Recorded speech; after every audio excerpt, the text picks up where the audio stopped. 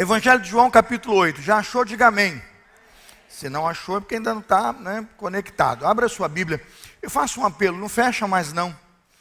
Não fecha não, investe esse tempo agora. É tão pouquinho, é tão pouquinho. Às vezes você gasta lá 2 horas e pouco num filme, né? Sei lá, um mês lendo um livro e tal. Dá uns 40 minutos aí, 30, 40 minutos para o sermão dessa noite, dedicado a ele, para Deus tratar seu coração. Discípulos verdadeiros. É um assunto delicado. Para falar do que é verdadeiro, a gente tem que tratar do que é falso, né? Para afirmar a verdade, você acaba tendo que mencionar muito do aspecto mentiroso, né? Falso, fake, né? Que está por aí. E eu queria tratar esse assunto com muita reverência, com muito carinho, mas com muita seriedade, porque foi isso que Jesus ensinou em João capítulo 8, a partir do verso 28. Se a equipe vai me ajudar, Nova Almeida atualizada, tá bom? Por favor, Nova Almeida atualizada, João 8, a partir do verso 28. Eu vou ler somente até o 32, embora os irmãos já saibam que eu vou usar todo o texto. Eu jamais fugiria do contexto desse capítulo tão precioso para o título do que vamos ensinar aqui. João 8, 28 a 32 diz assim. Então Jesus disse, quando vocês levantarem o Filho do Homem, então saberão que eu sou e que nada faço por mim mesmo, mas falo como o Pai me ensinou. E aquele que me enviou está comigo, não me deixou só, porque eu faço sempre o que lhe agrada. Quando Jesus disse isso, muitos creram nele. Destaco, atenção, volte o versículo, destaco, muitos creram nele. 31, então Jesus disse aos judeus, quais? Destaco, que haviam crido nele, se vocês permanecerem na minha palavra, são verdadeiramente meus discípulos. Conhecerão a verdade e a verdade vos libertará. Peço que os irmãos leiam comigo o verso 31 na versão NAA, que está na tela. Verso 31, todos juntos, está na tela. Todos juntos? Então...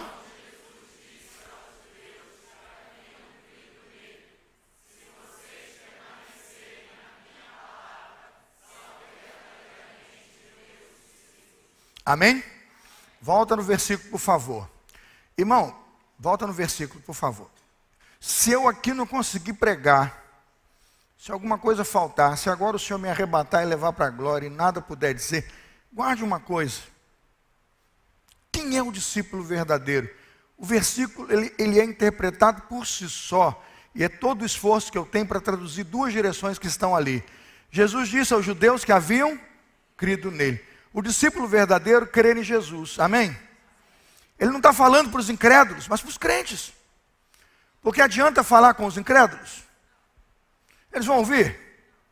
A capacidade de crer nos é dada pelo Espírito. Então, quando alguém perguntar o que é um discípulo verdadeiro, são aqueles que creem nele. Agora veja como é que é uma causa e consequência. Eles creem, aí Jesus disse, bom, vocês estão crendo do que eu estou falando, vocês creem nas minhas palavras.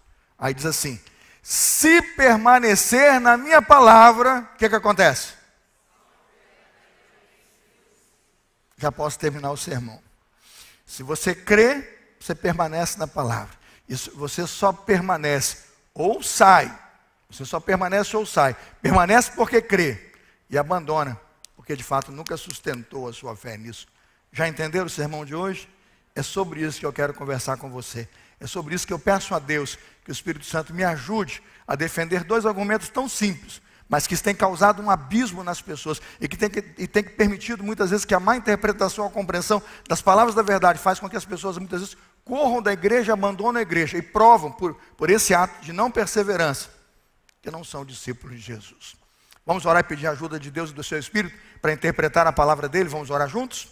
Senhor, tem misericórdia de nós, homens tão sujos, tão impuros, nós miseráveis pecadores que somos.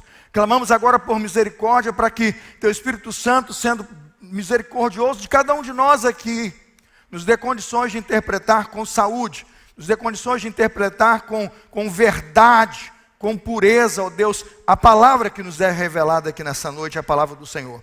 Dá-nos direção, ó Deus, que iluminados pelo teu Santo Espírito, compreendamos, interpretemos e apliquemos este ensino para a nossa vida e para, com certeza, ó Deus, a edificação e salvação de nossas casas, da nossa vida, de nossas casas e famílias. Nós oramos no santo nome de Jesus. E os que creem dizem, é para os que creem, podem sentar-se, é para os que haviam crido nele. Vamos voltar ao contexto. Eu queria fazer uma colocação contextual, porque sem a questão do contexto fica difícil, usaremos o texto a pretexto do que eu poderia querer dizer aqui. Qual é o contexto? O discurso de Jesus, o ensino de Jesus vem claramente no momento em que ele está demonstrando a sabedoria e o perdão que lhes são comuns. Trouxeram uma adúltera para Jesus, creio que você está comigo, João 8:1, volte aí, eu pedi para não fechar. Trazem uma adúltera e diz, a lei manda apedrejar, vamos lá, vamos fazer uma festa aqui hoje, vai ter um coliseu aqui agora, vamos mandar essa mulher na pedrada para morar lá no inferno. E era esse o tipo de sentença que eles iam jogar sobre a mulher. Jesus dá uma dura sentença e diz, quem não tem pecado, que atire a primeira pedra. Jesus condena toda a desonestidade intelectual daqueles que estão ali. Obviamente, Jesus denuncia toda a insensibilidade deles e a sua, digamos, hipocrisia. Porque veja se uma adúltera adultera sozinha. É um solitério, não é um adultério. Ela sozinha se adulterou. Imagina, é um negócio duro, né? Os homens todos escondidos, e quantos dali talvez tenham sido amantes ou se prostituíram com aquela mulher, do qual queriam se livrar para que não desse mau testemunho deles nas suas famílias. E Jesus resolve a questão, tratando a coisa com uma régua muito maior, muito mais excelente. E é nessa cena muito forte, de perdoar uma mulher e dizer para ela do que é o reino, vai e não peques mais. É nessa cena muito forte que ele começa a se apresentar agora como uma luz que dissipa as trevas. Consegue perceber? Uma mentalidade realmente de obscurantismo, de trevas que estão cegas a respeito da misericórdia de poder ajudar uma mulher. E ele diz então, diante daquela cena iluminadora em que ele se representa e é de fato a luz e o reino de Deus, ele diz, eu sou a luz do mundo. Jesus apoia isso, João 8:12, apoia isso no seu testemunho e no testemunho do Pai. Porque todos os judeus só poderiam crer se houvesse pelo menos pela boca de duas testemunhas. E ele defende o seu testemunho e o testemunho do Pai que o enviou. Depois ele faz um apelo. O apelo de Jesus é que o povo confie que ele veio de Deus, que ele é Deus. E quando ele fala que ele veio de Deus e que é Deus, aquilo foi difícil. Muitos não creram, diz o texto, João 8:21, confira, 21-30, e poucos creram, está no texto. Muitos duvidaram e uns poucos creram. E é nesse momento em que muitos estão duvidando, estão perplexos da afirmativa, e como pode ele ser Deus, esse sujeito aí da Galiléia, esse filho de um carpinteiro, e aí começam uma série de acusações, há vários outros textos paralelos a tratar essa questão de quem eles acreditavam ser Jesus. Perplexos, mas alguns creram. E aos que creram, aí, importante agora chegar no ponto em que estamos, aos que creram, Jesus promete liberdade, e obviamente ao prometer liberdade, e total liberdade aos que creem, causou espanto aos judeus, que se reconheciam como livres. Nós não somos escravos de nada e de ninguém, não nos venha escravizar, não nos venha falar de liberdade, porque dizem eles, nós nascemos o quê? Livres. É assim que eles estão se apresentando. E cá entre nós é assustador ouvir um judeu que consegue achar que é livre quando foi escravo no Egito. O reino do norte é escravizado pela Síria, o reino do sul, não é isso? É escravizado pela Babilônia, são 70 anos de exílio. No momento em que estão tendo essa conversa, eles são reféns do Império Romano.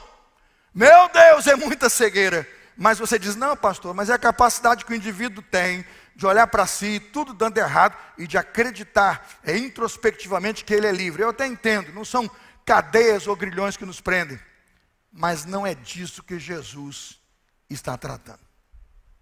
E aqui, irmãos, chego à introdução dessa mensagem, a pensar nas duas grandezas que começamos a afirmar com os irmãos sobre verdadeiros discípulos. Esses versículos mostram claramente, em primeiro lugar, a importância de um cristão perseverar na vida cristã. Vamos analisar o ensino de Jesus, a palavra que ele diz, aqueles que permanecerem na minha palavra, verso 31. Permanecer na minha palavra, o que isso significa? Jesus está vivendo um momento em que naquela época muitos professaram crer no Senhor.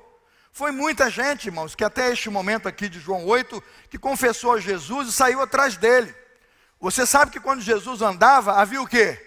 Uma multidão atrás dele, ouvindo seus ensinos, batendo palma, falando de que era um grande rabi, um grande ensinador. Em João capítulo 6, a multidão é tão grande que há um grande debate para que haja sustento e comida para todo mundo. Há uma multiplicação de pães, mas quando a multiplicação se encerra, os pães se encerram e a multidão continua insistindo para que haja mais comida e pão e multiplicação, Jesus prega um duro sermão, João 6, sobre a questão do pão do céu que desceu dando vida ao homem, do pão e do vinho e do sangue, sobre comer a sua carne, beber o seu sangue, que era a própria entrega de Cristo a cada um de nós.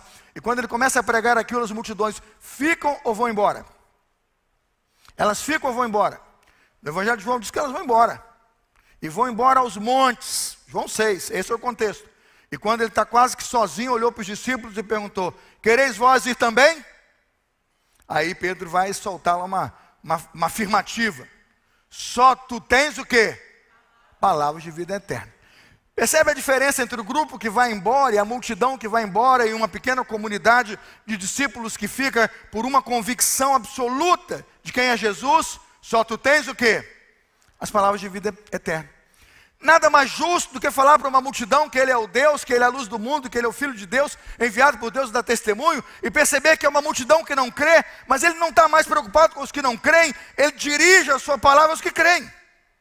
Ele direciona, está no versículo 30 e 31, que ele direciona o seu discurso e a sua palavra aos que creem. Porque ele não está mais preocupado agora com os que estão abandonando. Ele quer falar com aqueles que estão ouvindo, para que eles percebam que o primeiro sinal de evidência que nós teremos de que discípulos verdadeiros estão andando com Jesus chama-se perseverança, chama-se permanecer. Vamos falar aqui, perseverança. Vamos falar aqui, permanecer. Pastor Felipe já pregou de manhã, João capítulo 15. Se você permanecer em mim e eu em você, verdadeiramente darei o quê? Muito fruto. A perseverança e a permanência é, na verdade, o maior e o melhor indicador que nós temos de que um discípulo está na verdade e se sustenta nela. Veja o texto: se vós permanecerdes na minha palavra, sois verdadeiramente meus discípulos.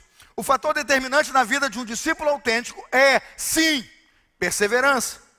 Por que esse ensino é importante? É muito importante, porque na verdade essa palavra contém um tesouro de sabedoria, irmãos, muito caro, muito precioso ao Evangelho. Essa palavra de permanecer nas palavras como sendo um sintoma e uma clareza e uma evidência de que somos discípulos verdadeiros, é que iniciar o cristianismo é relativamente fácil, difícil é permanecer. Concorda, sim ou não? Iniciar é fácil. Você está sofrendo, está tudo dando errado, não se sente perdoado, a vida está dando para trás, vocação nada, casamento do buraco, você está preso numa droga, num vício, você precisa de Jesus. O que você faz?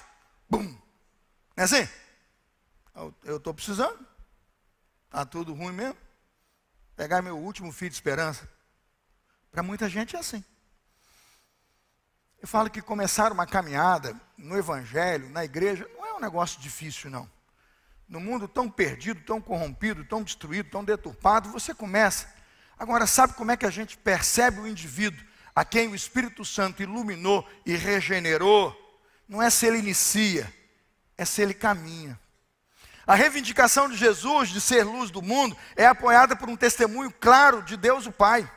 O apelo naquele momento aqui, claramente, que Jesus Cristo faz a esta comunidade, um apelo tão poderoso e tão insistente, que veja, naquele momento, aquela multidão que fica, demonstra claramente que eles são os que vão lutar, morrer e viver e crer para defender essa verdade. Agora, por que é importante? Porque há diversos motivos que nos impulsionam hoje a buscar a vida cristã. Muita gente busca a vida cristã e a comunhão na igreja, ora porque tem novidades na igreja, ora porque tem a admiração dos crentes que estão na igreja, ora porque tem gente bem intencionada na comunidade, ora porque tem alguma satisfação íntima em fazer parte de um grupo tão seleto. Mas motivado por essas coisas, muitas vezes você começa a percorrer a caminhada, mas em algum momento você abandona a sua caminhada.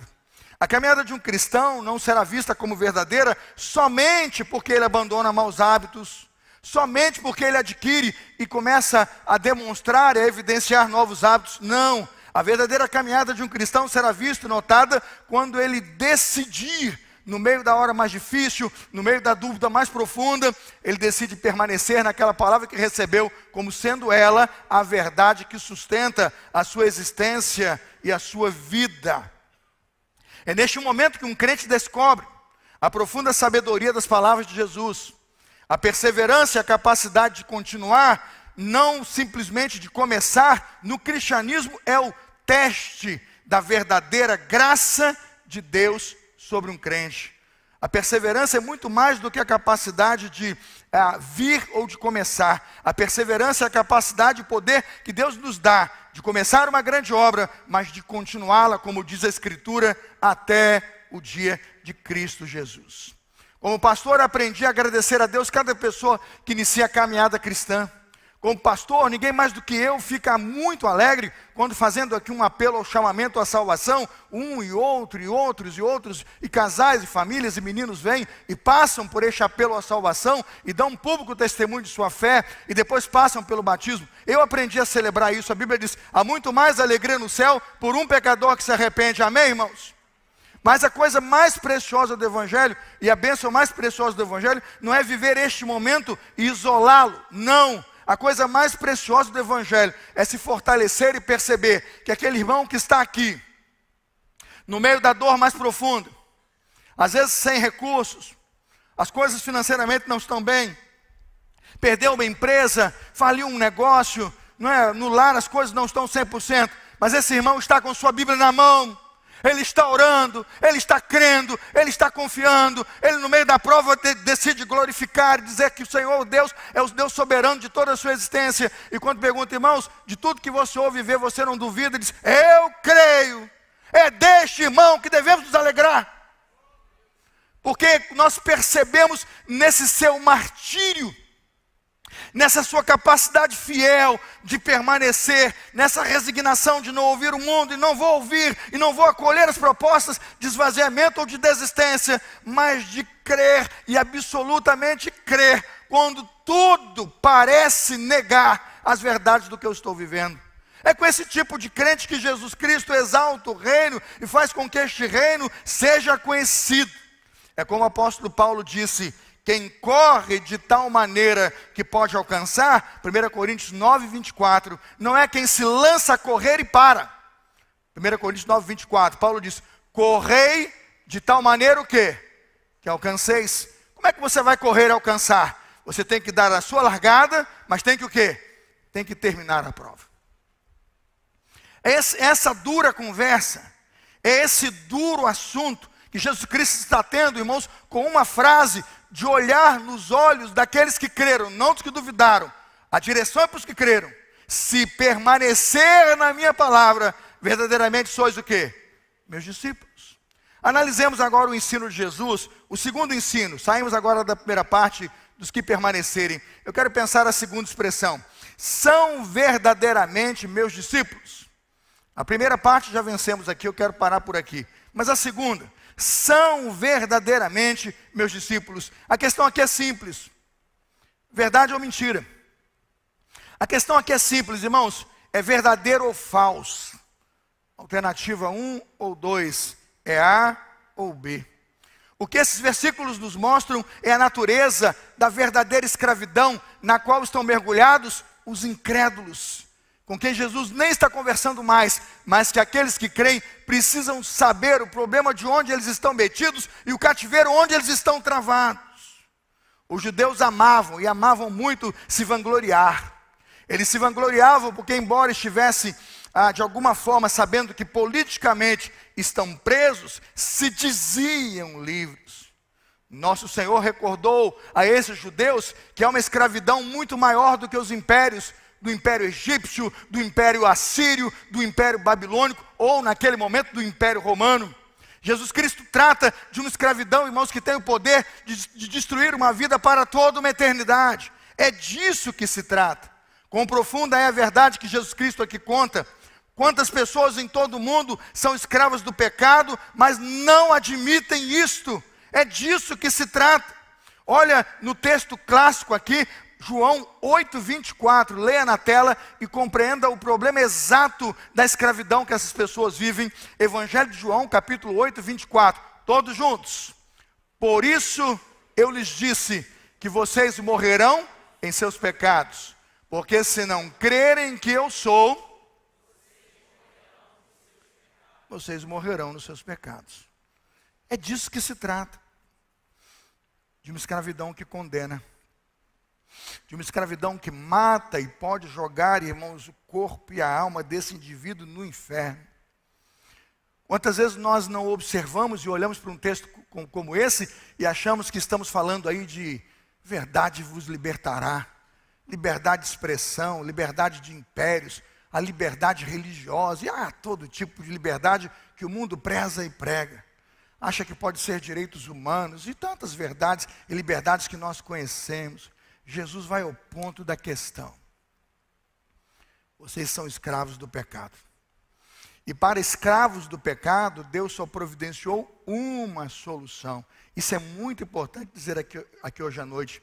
Para quem está debaixo do adultério, para quem está debaixo da prostituição, para quem está debaixo de uma mentira, para quem está debaixo, irmãos, de um homicídio, para quem está debaixo de cobiças terríveis, para quem está debaixo da avareza, irmãos, só uma solução.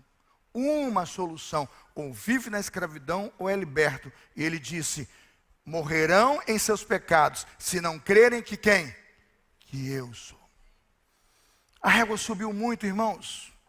A altura dessa conversa agora é uma altura que sai do chão da terra para o céu e que aponta para uma glória divina que nos envia e nos dá um único filho e um único sacrifício suficiente e capaz de salvar todo homem. Mas a arrogância dos judeus lhes fizeram cegar os olhos e eles sequer conseguem ver que são escravos. Mas é disso que se trata, pois isso tem sido dito já no diálogo, no versículo 24, antes de se discutir a escravidão, a liberdade e se pois o filho os libertasse. Porque esta é a escravidão que Cristo apresenta como a escravidão definitiva e como única fonte de solução. A si mesmo, ele, o filho enviado de Deus.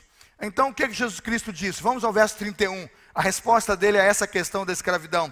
Então Jesus disse aos judeus que haviam crido nele: se vocês permanecerem na minha palavra, são verdadeiramente meus discípulos. 32. Conhecerão a verdade vos libertará. Ele fala sobre ele é a verdade revelada de Deus, capaz de resolver o problema do pecado que nos condena eternamente. Agora veja o 33.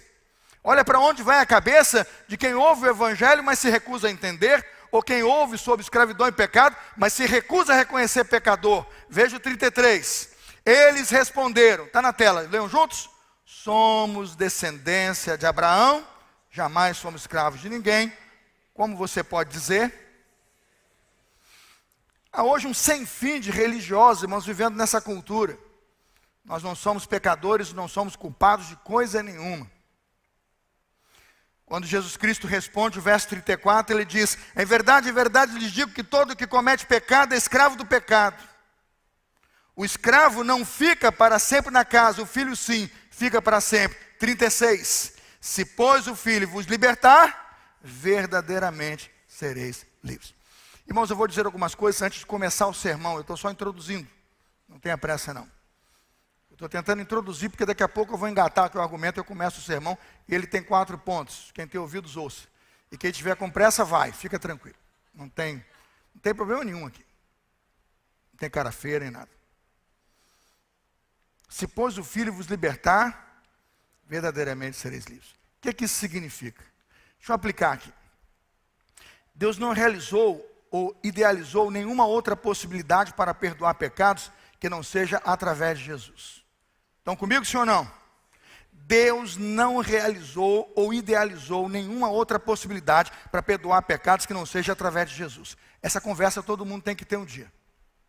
Porque nenhum outro há salvação, porque também debaixo do céu, nenhum outro nome é dado entre os homens pelo qual devamos ser salvos. Qual é o nome dele, irmãos?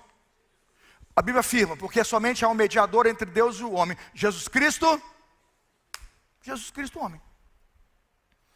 Às vezes eu olho, irmãos, a dificuldade que as pessoas têm de ouvir o Evangelho e de ver a clareza com que ele é pregado, mas essa conversa qualquer judeu precisava ter, e hoje, muito hoje ainda, Israel e os judeus que estão aqui vivendo entre nós, precisam ouvir essa verdade. Não adianta reconstruir um templo, estão comigo? Não adianta reconstruir um templo, tentar reconstruir, tira de lá uma mesquita e voltar para lá para matar animais, não resolve mais, porque Jesus já veio.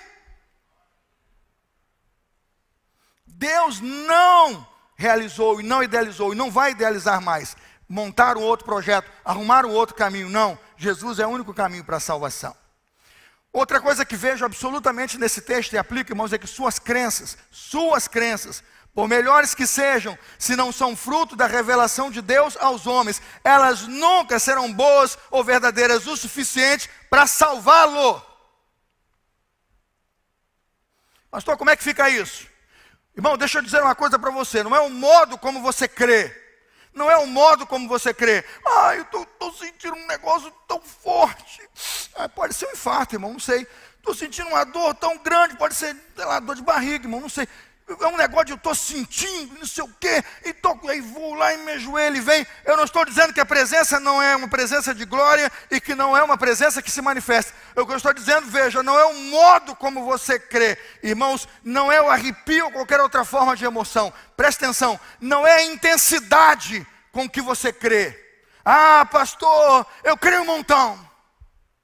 Eu creio muito, muito, muito. Eu digo, pode continuar crendo em muito, muito, muito. Se o que você crê não é um fundamento da vontade de Deus, não é expressão da glória de Deus, você está crendo inutilmente. Porque a fé sem obras é o quê? É inútil. Não é o modo, não é a intensidade. Você pode gastar seu dinheiro todo vindo a todos os cultos. Você pode dar todos os tipos de oferta que te cobrarem, comprar todo tipo de promessa que os pastores venderem, se você acreditar que Deus tem misericórdia, não salva você, porque não é o modo, não é o dinheiro, não é o modelo. As nossas crenças não são válidas se elas não são crenças que o Espírito Santo nos deu e que Deus confirmou. É Jesus Cristo, o Filho de Deus. Foi triste, irmãos, receber um depoimento de alguém me manda isso essa semana, eu não vou mencionar a pessoa postou na internet, estou abandonando a igreja evangélica. A pessoa postou lá, o irmão da igreja mandou gentilmente para eu analisar, eu já comentei com ela, está entre nós, eu vou expor ninguém não. Eu digo, irmão, olha, está aí, ela está dizendo abandonou a igreja, agora por que abandonou a igreja evangélica? Ela diz lá, eu li o print, ele mandou o print. Abandonou porque o pastor cobra dela que vem a todos os cultos. Imagina aquela igreja que tem culto de manhã, não tem? De manhã, de tarde, de noite, segunda, terça, e ela tem que estar lá. E tem um detalhe, se não vier, é maldito. Maldiçoa. É assim. Chama, cobra e tal, é um jugo. E depois ela começou a ver que todo o modelo de cobrança e todo o modelo de culpa que jogaram sobre ela deixou frustrada. Ela se sente mais culpada, tem muito mais peso do que quando vivia fora da igreja. E disse, vou abandonar para me sentir mais leve. E o depoimento dela é assim, agora eu estou mais leve, livre e solto. E vou viver fora da igreja. Eu digo, tem razão para o modelo de fé que a senhora pratica. Agora deixa eu dizer uma coisa para você. Você acha que ela está seguindo uma religião autêntica, um Jesus verdadeiro, um evangelho que cura? Está certo sim ou não? Não pode, meus irmãos. Sabe por quê? Porque no evangelho que nós pregamos e na verdade que nós cremos, a Bíblia diz que o meu fardo é leve e o meu jugo é o quê? Que todo o pecado que pesava sobre nós, estava sobre nós, ele foi tirado porque foi riscado esse edital de culpa, sim ou não? E a Bíblia diz que se confessarmos os nossos pecados, ele é tão fiel e justo para nos purificar os pecados e tem poder e capacidade de nos perdoar de toda a injustiça. Aí eu pergunto, isso alivia ou não alivia? Porque o convite de Jesus é, vinde a mim todos vós que estáis cansados e oprimidos, e eu darei o quê? Descanso. Quando alguém se submete a um nicho religioso desse, um nicho religioso tão problemático quanto esse, segue um líder desse que propõe o seu fanatismo e não o evangelho, que põe a sua doença e não a saúde, porque esse líder tem que ser doente. Para pregar isso, ensinar isso, é um doente, irmãos. Eu vou falar uma coisa para você. Se você é um líder doente, não se multiplique, vai adoecer muita gente. Entendeu o que eu disse? Se você é um líder doente, não se multiplique, não transmita isso para as pessoas, porque você vai transmitir a sua doença para as pessoas. Um líder saudável, ele recebe a saúde do Evangelho e transmite o quê? A saúde do Evangelho. O que é o Evangelho? Graça, paz, perdão, misericórdia, amor. Não é isso mesmo? Sim ou não? Então o que vemos hoje é que nessa conversa que Jesus está tendo com essa geração, não é a intensidade, não é o modo. Qual é a questão? É em quem você crê. Onde está a resposta para viver um Evangelho de liberdade? Veja versos 41 e 42. Acompanhe agora. João 8, 41. Qual é a questão? A questão é em quem você crê. 41. Vocês fazem as obras do Pai de vocês. Eles responderam: nós somos filhos, nós não somos filhos ilegítimos. Temos um pai que é quem? Agora, qual é a resposta de Jesus? É aqui que está o poder do Evangelho. E a resposta é como você recebe, a crença que tem que ter. Está na tela.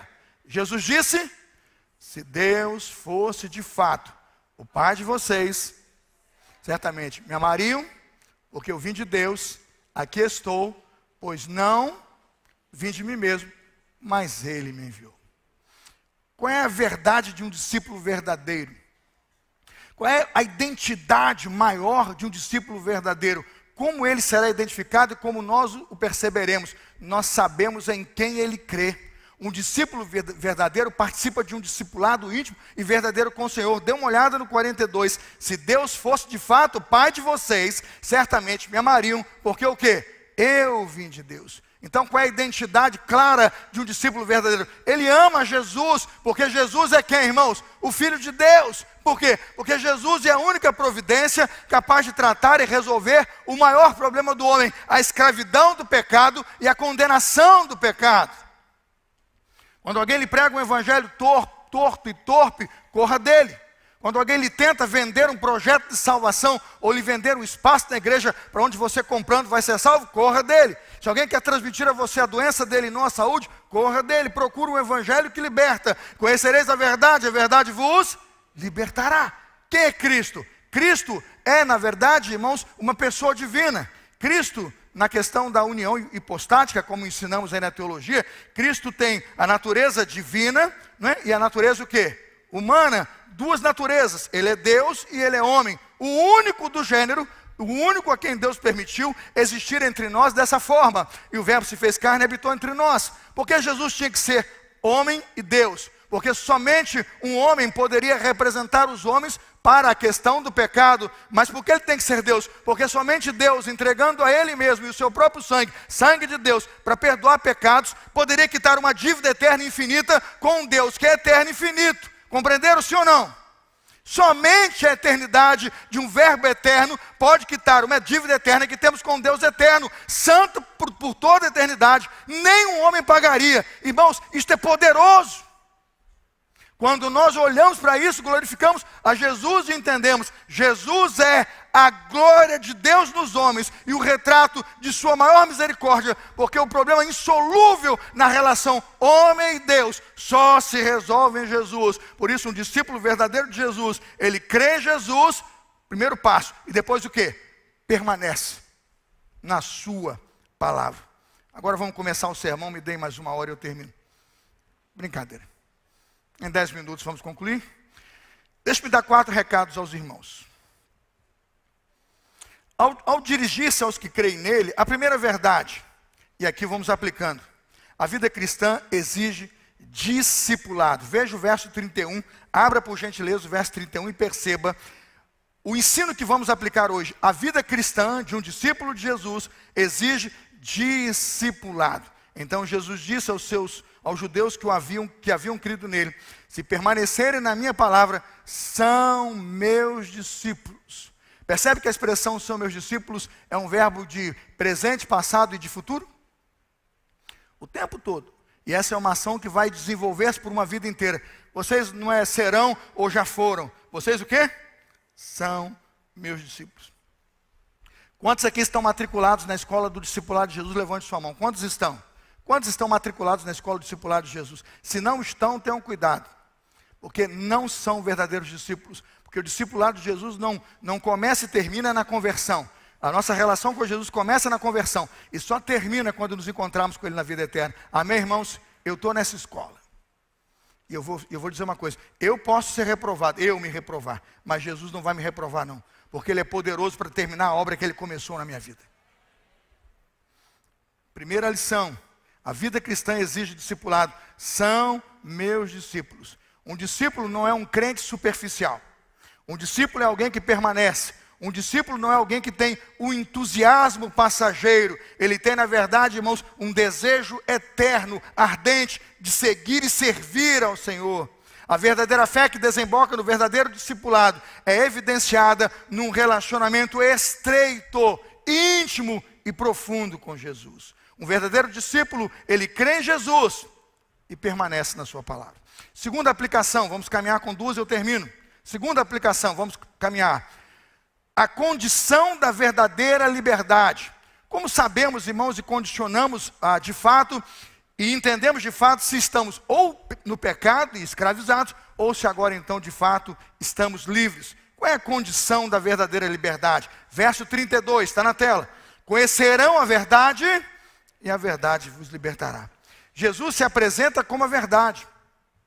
Jesus demonstra que não há outra porta e outro caminho verdadeiro a ponto de um homem se sentir discípulo, de crer numa verdade que tem fundamento e projeta você para a eternidade, e mais, de que Jesus é divindade capaz de resolver o problema do homem. Verso 24, por isso eu lhes disse que vocês morrerão em seus pecados. Por quê? Porque se não crerem que eu sou, morrerão nos seus pecados. Era preciso absolutamente crer e determinantemente crer para saber que haveria liberdade, definitiva liberdade de toda a sua condição de pecado. Sabe por quê, irmãos? O conhecimento aqui liberta, porque onde reina o engano, prevalece o quê? A escravidão. Vive, fala e pensa como livre, mas é o quê? Mas é escravo por sentença, porque está debaixo de condenação. Ele até acha, e aí vou dizer uma coisa, não é como, irmãos, não é quanto, é em quem você crê, porque se não for em Jesus, a Bíblia diz, estamos perdidos. O conhecimento da verdade tem o poder de trazer plena liberdade, porque onde graça e sopita a mentira, as amarras se rompem. Na verdade, elas não se rompem, elas se mantêm.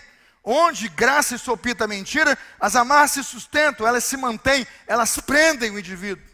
Onde medra a superstição, as pessoas nunca são livres, porque elas creem na superstição e não na verdade. Jesus é categórico, enfático e verdadeiro. Conhecereis a verdade vos libertará. Qual era a verdade? Está em maiúsculo ali. Eu sou. O tempo todo, eu sou. Eu sou a luz do mundo. Eu sou a ressurreição e a vida. Eu sou o caminho, a verdade e a vida. Terceiro lugar, daqui a mais um eu termino. A realidade da escravidão do pecado. Vamos olhar que dura realidade é essa.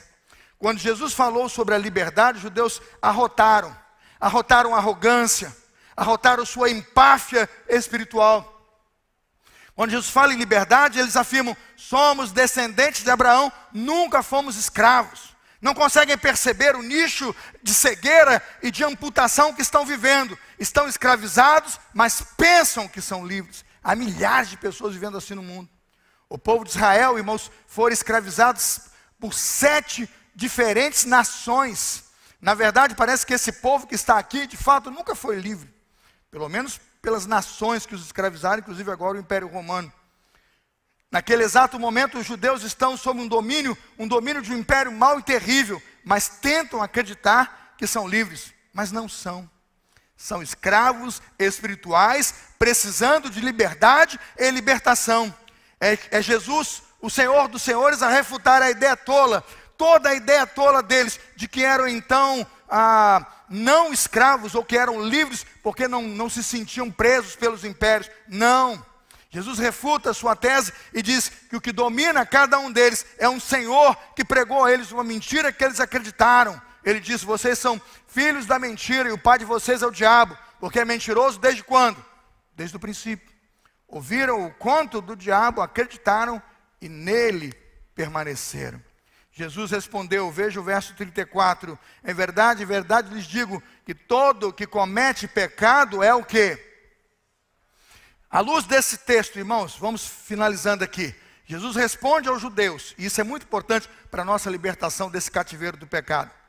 Jesus respondeu, em verdade lhes digo, que todo que comete pecado é escravo do pecado. Tem pecador como eu aqui? Levante a mão comigo. Tem pecador? Levante a mão comigo. Graças a Deus. Essa é a porta de sua liberdade. Porque se você não aceita e não assume que é pecador, você vai viver como os judeus estão ali. Nós nunca fomos o quê? Escravos. Agora, por que aceitamos o nosso nicho de escravidão? Em verdade lhes digo, que todo que comete pecado é o quê? Agora eu pergunto, você é escravo do pecado? Você aqui, que está aqui crente, sim ou não? Por quê? Porque conhece a verdade. Diga assim, glória a Deus. Jesus me libertou. Você só é livre porque conhece a verdade. Caso contrário, você estaria debaixo desta grave e última condenação. Verso 34. Todo que comete pecado, diz o texto, é escravo do pecado. Para o reino de Deus, somente um filho vai usufruir da liberdade. Bota o 35 na tela. Por que tem que ser filho e não um escravo ou um servo ali, como se fosse um prisioneiro do pecado? Tem que ser filho. Veja o 35. O escravo não fica sempre na casa, mas quem fica? O filho fica. Quando o senhor da casa, aqui na vida real, morrer, o escravo ainda é escravo, tem que chorar e tentar uma liberdade, ou vai sair como escravo. E não fica com a herança, porque ele é escravo. Mas o filho, irmãos, não somente fica na casa, como também recebe o quê? Toda herança, porque é filho, não mais escravo. Termino e concluo aqui a mensagem dessa noite. Em quarto lugar, Jesus é o verdadeiro libertador. Essa é a mensagem, irmãos, que nos faz reconhecer que somos discípulos e verdadeiros discípulos de Jesus. Quando sabemos que só Jesus e somente Jesus é o verdadeiro libertador e que Ele de fato nos libertou. 36. Se pois o Filho os libertar, vocês serão o quê? Vocês serão, veja, a palavra, irmãos, vocês serão verdadeiramente livres. Perceba que começamos esse sermão procurando pelos verdadeiros discípulos e encontramos que os discípulos desfrutam da verdadeira liberdade. Nossa última lição é que discípulos que desfrutam da verdadeira liberdade o fazem, porque sabem quem Jesus Cristo é e sabem a poderosa obra que Ele realizou na sua vida. O pecado escraviza, Jesus liberta. O pecado, irmãos, produz morte, Jesus é vida. O pecado condena, mas Jesus o quê? Jesus perdoa. O pecado mata, mas Jesus Cristo concede vida eterna. Conhecereis a verdade vos libertará. O que Jesus Cristo pregou e ensinou é liberdade a todos. A liberdade a todos, e todos sabemos, é reputada como uma das mais sublimes bênçãos de todas as nações em todos os tempos. Nós queremos ser libertos, todo mundo quer ser liberto da dominação do estrangeiro. Todo mundo quer liberdade de constituinte, né? A liberdade da Constituição. Todos são iguais, todos são livres perante a lei. Todos querem liberdade para comércio, liberdade de imprensa, imprensa livre. Todos querem liberdade civil. Quem aqui quer liberdade religiosa? Diga sim. Quem não quer liberdade religiosa? Deixa o pastor pregar. Deixa o evangelho fluir. Mas o fim de tudo é que nada disso é liberdade se o pecado escraviza. O fim disso tudo é que nenhum tipo e nenhum princípio de liberdade comercial, civil, constitucional, estrangeira ou religiosa é nada, irmãos, é migalha, se do pecado somos escravos, condenados à eternidade e morte. Apesar de tudo isso, hoje, nós devemos nos lembrar que Jesus Cristo continua anunciando o seu perdão e sua salvação a todo que crê. Conhecereis a verdade vos libertará. Se, pois, o Filho vos libertar, verdadeiramente sereis o quê? Livres. Mas em que consiste essa liberdade? Eles se tornam livres, nós e os que creem, da culpa e das consequências do pecado. Porque pelo sangue de Jesus fomos purificados e Ele colocou ordem à desordem da nossa vida. Somos purificados, irmãos, e somos salvos e livres pelo Espírito de Cristo. O Espírito de Cristo nos liberta do poder do pecado, da ação do pecado, da condenação do pecado, do domínio do pecado. Diga glória a Deus.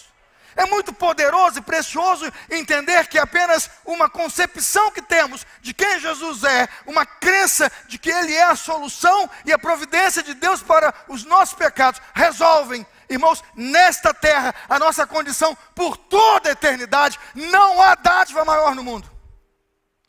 Nenhum império pode conquistar isso. Nenhum exército mais bem armado que seja pode defender ou tentar dar à igreja, ao seu povo, tamanha liberdade. Essa liberdade pertence aos verdadeiros discípulos de Jesus.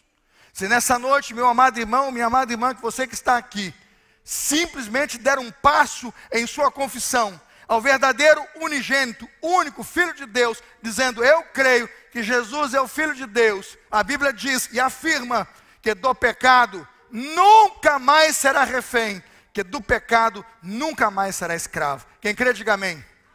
Vamos orar? Senhor, eu quero terminar essa palavra quebrando, ó Deus, um cativeiro que pode estar sobre muitas pessoas que estão nesse templo nessa noite. Haviam milhares de judeus quando Jesus Cristo teve essa conversa ali em João 8. Uma multidão enorme não creu, mas os que creram, os que creram, foram transformados para toda a eternidade. Meu Pai, eu peço e suplico para meus irmãos e minhas irmãs que estão aqui. E se alguém ainda se sente refém e escravizado por um sistema religioso que tem engodado e engrupido a sua fé, liberta essa ovelha em nome de Jesus. Se está alguém aqui, ó Deus, convicto, ó Deus, que achando que não tem pecados e que não precisa de liberdade, liberta essa pessoa desse cativeiro, desse engano, pois ele ouviu e sabe que é escravo já deste pecado, e o maior deles agora é a sua incredulidade. Liberta-o nessa noite em nome de Jesus. E se está alguém entre nós que vai abraçar essa liberdade, que hoje teu Espírito desça sobre ele e seja batizado com o seu Santo Espírito para o dia da salvação, pois foi para a liberdade que o Senhor o chamou. Que seja sobre esta vida toda a saúde espiritual, que seja sobre esta casa todo o mover do Senhor para a salvação, não somente dele, mas de todo aquele que com ele crê neste evangelho. Assim oramos no santo nome de Jesus. Amém.